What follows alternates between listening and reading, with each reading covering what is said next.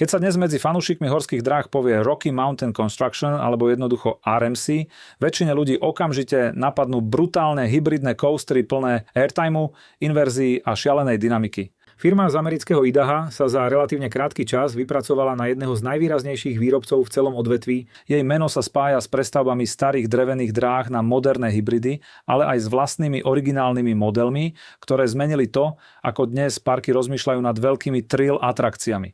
Lenže cesta RMC na vrchol nebola ani rýchla, ani priamočiara.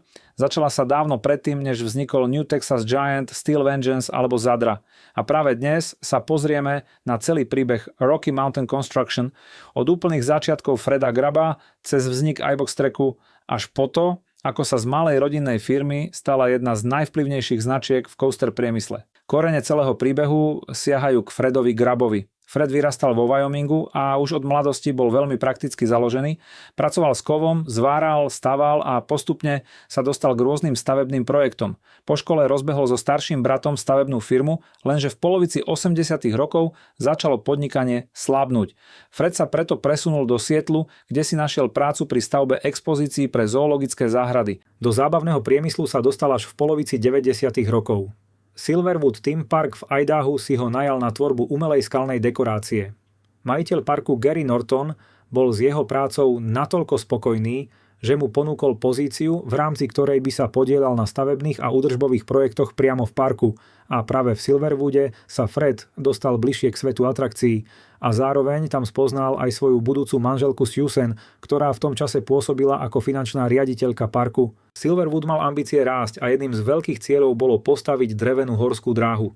Keď padla otázka, či by to Fred zvládol, odpoveď bola jednoznačne áno. A z toho vznikol projekt Timber Terror, coaster navrhnutý spoločnosťou Custom Coasters International.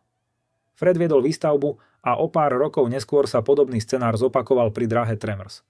Obe tieto atrakcie boli pre neho obrovskou školou. Ukázali mu, ako funguje výstavba coasteru od základov, aké sú najväčšie problémy drevených dráh a čo všetko musí park riešiť pri ich údržbe. Custom Coasters International si jeho prácu všimli a dokonca mu ponúkli miesto vo firme. Fred sa však spolu so Susan rozhodol ísť vlastnou cestou. Na prelome tisícročí tak vzniká Rocky Mountain Construction.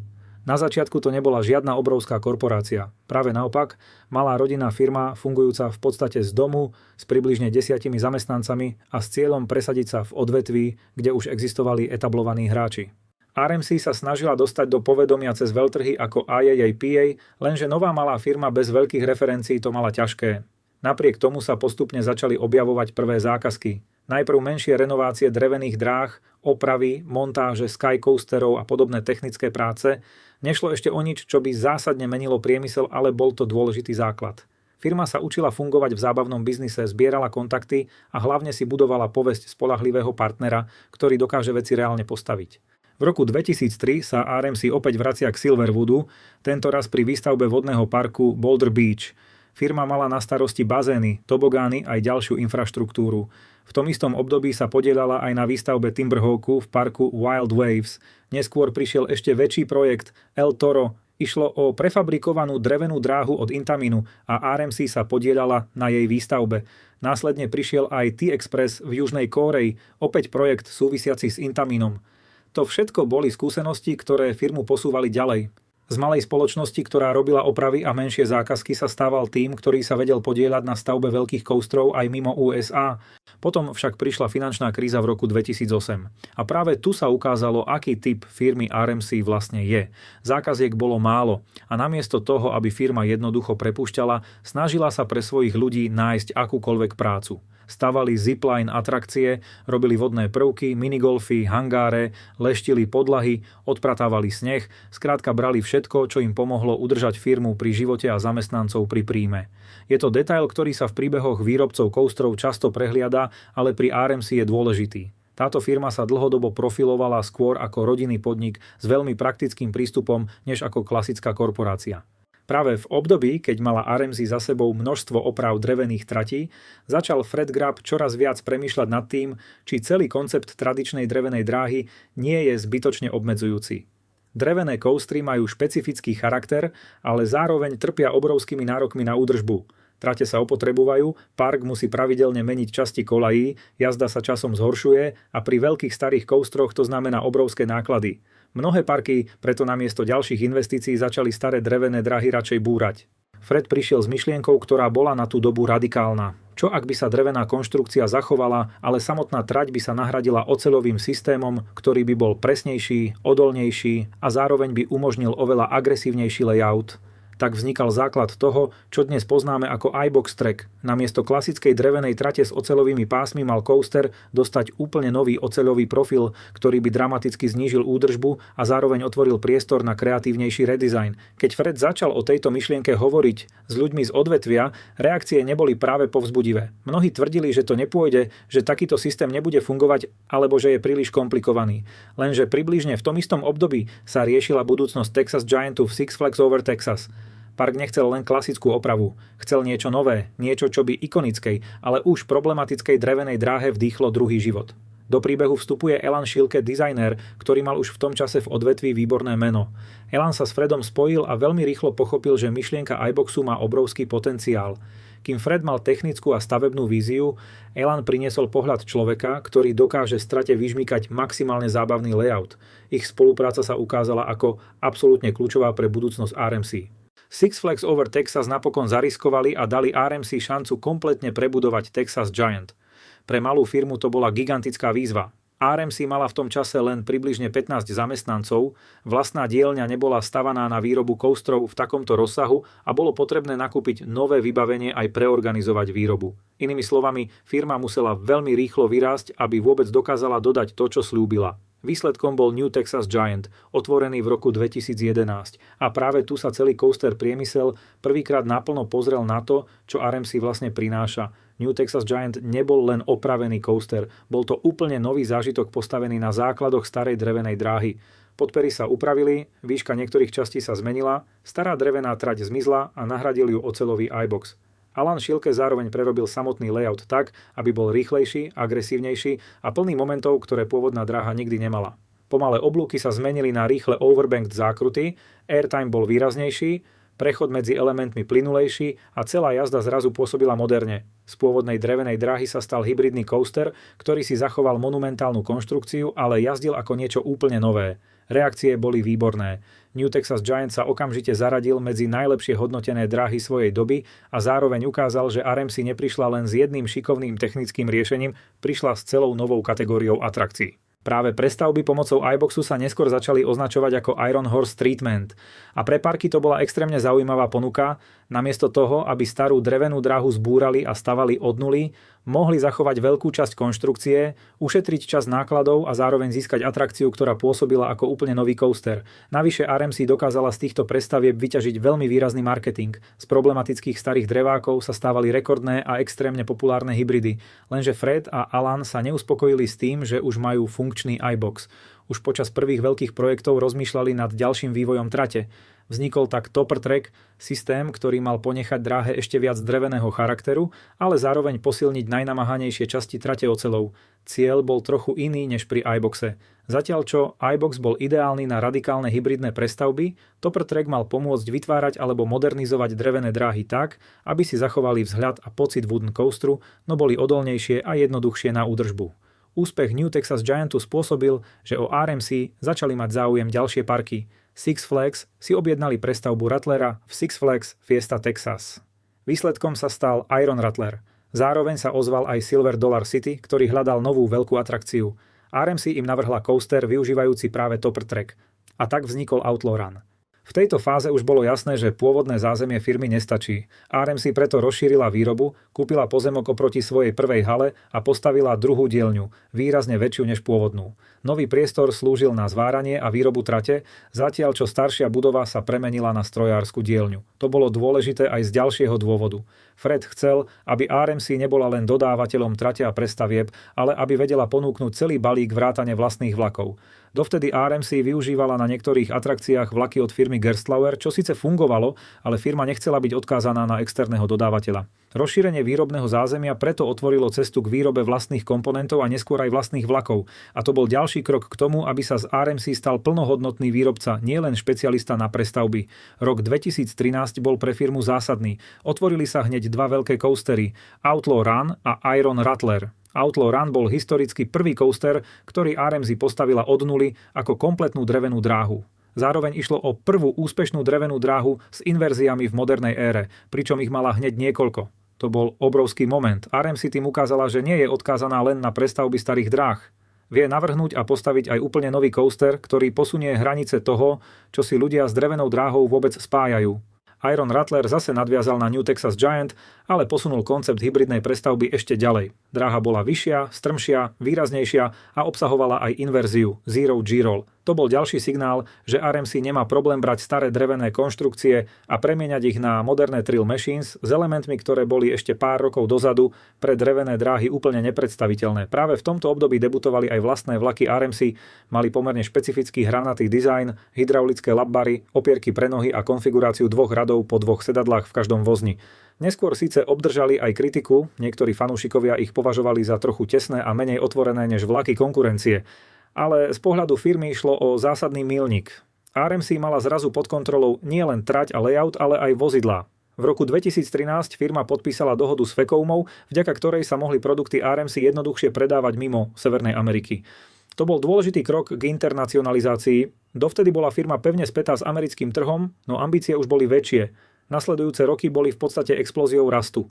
V roku 2014 sa otvorili Goliath v Six Flags Great America a Medusa v Six Flags Mexico.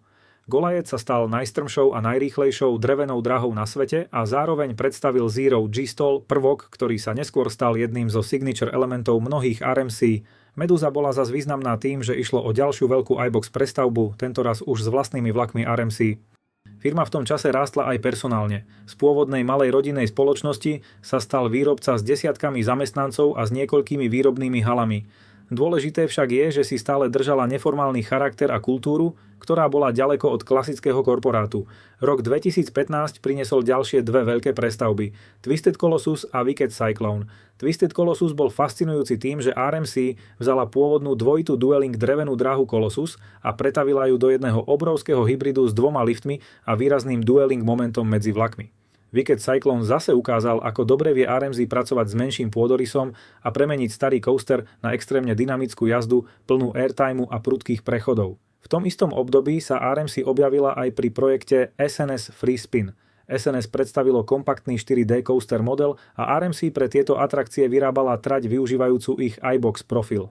Batman The Ride sa tak stal prvým SNS Free Spinom na svete. Nie je to priamo klasický RMC coaster v tom zmysle, ako si dnes značku predstavujeme. Ale ukazuje to, ako sa technológie a know-how firmy začali rozlievať aj do iných typov atrakcií.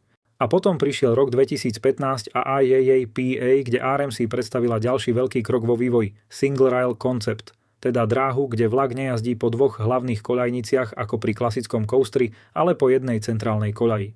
Výsledkom boli dva názvy – Raptor a T-Rex. Základná myšlienka bola jednoduchá.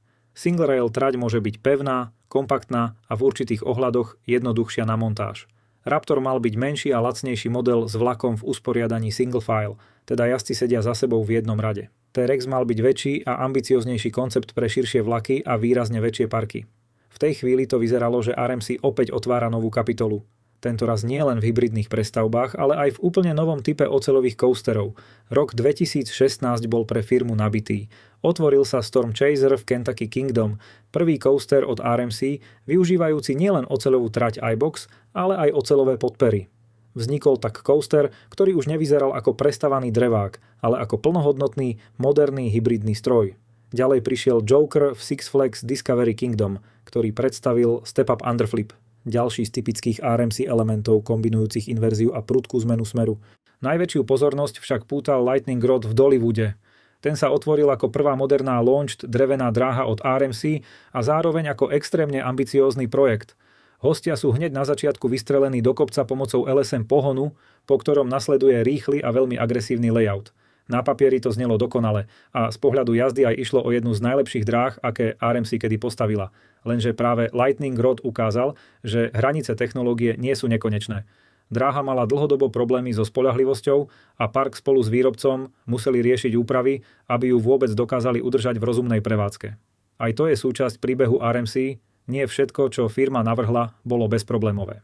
V tom istom roku sa v Európe otvoril Wildfire v švédskom Kolmordene. Išlo o prvý veľký coaster RMC mimo Severnej Ameriky a zároveň o obrovský signál, že firma už nie je len americkou špecialitou. Wildfire ponúkol všetko, čo fanúšikovia od RMC chceli. Dramatický drop, inverzie, dynamický layout a kombináciu dreveného vzhľadu s modernou hybridnou jazdou. Rok 2017 paradoxne nepriniesol otvorenie veľkého nového coasteru od RMC, ale vo vnútri firmy sa pripravovalo veľa vecí. Na IAAPA bola oznámená spolupráca so Skyline Attractions, pre ktoré RMC vyrábala single rail track pre model Skywarp.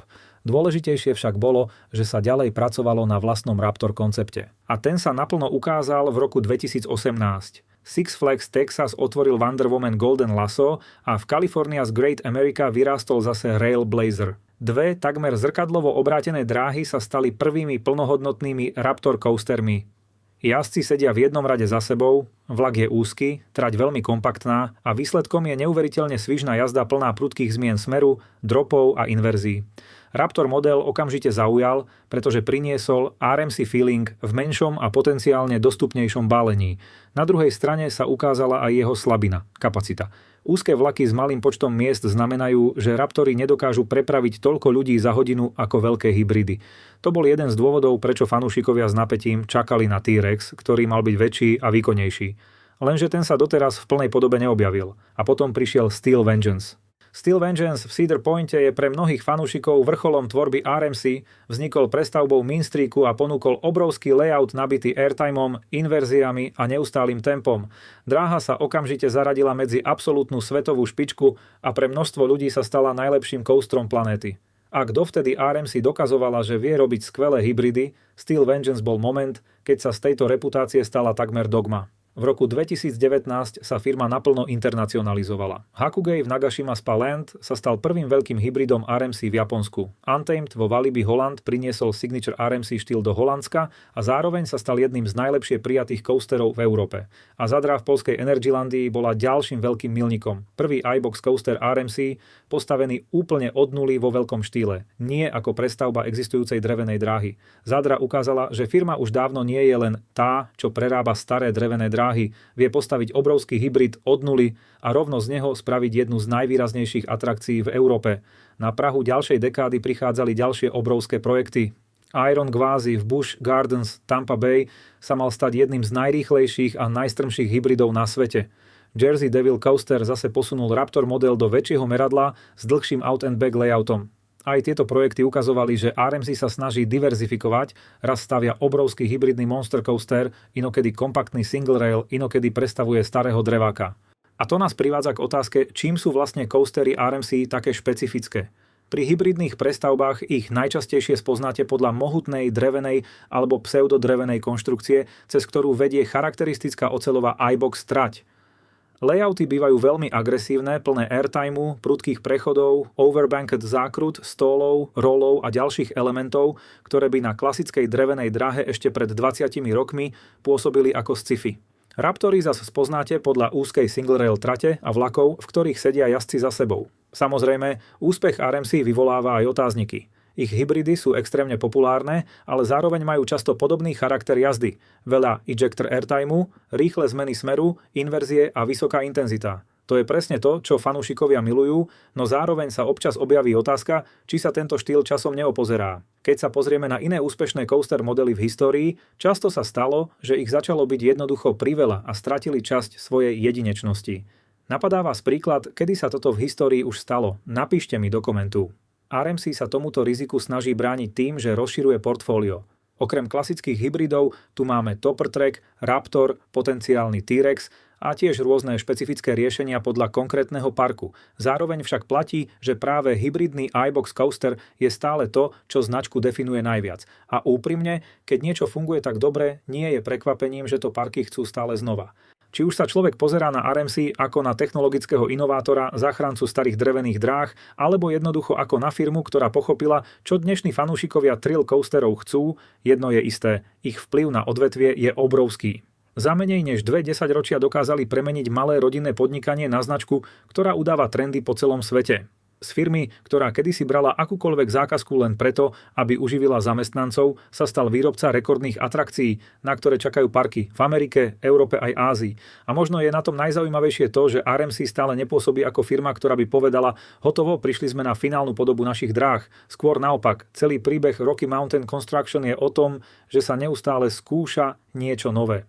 Nová trať, nový typ vlaku, nový layout, nový spôsob, ako zobrať starý coaster a spraviť z neho niečo, čo ľuďom odpáli dekel.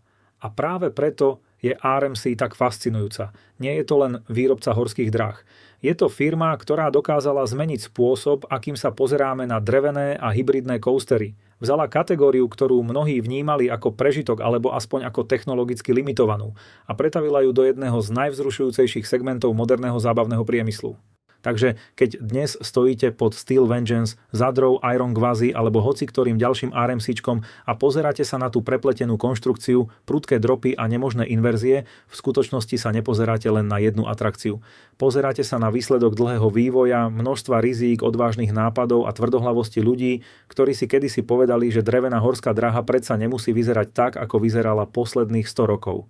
A pri Rocky Mountain Construction je možno najzaujímavejšia práve tá posledná otázka, keď už dokázali prerobiť staré dreváky na rekordné hybridy, postaviť launchovaný wooden coaster, rozbehnúť single rail model a preraziť po celom svete. Čo vlastne príde ďalej? Pretože ak nás história RMC niečo naučila, tak to, že túto firmu sa neoplatí podceňovať. A veľmi často práve oni prídu s nápadom, ktorý sa na prvý pohľad zdá trochu bláznivý. A o pár rokov neskôr zistíš, že zmenil celý priemysel. Ak sa ti toto video páčilo, budem rád, ak ma podporíš odberom a tiež mi môžeš napísať, aký je tvoj názor na RMC. Na akú spoločnosť by sme sa mali pozrieť bližšie na budúce.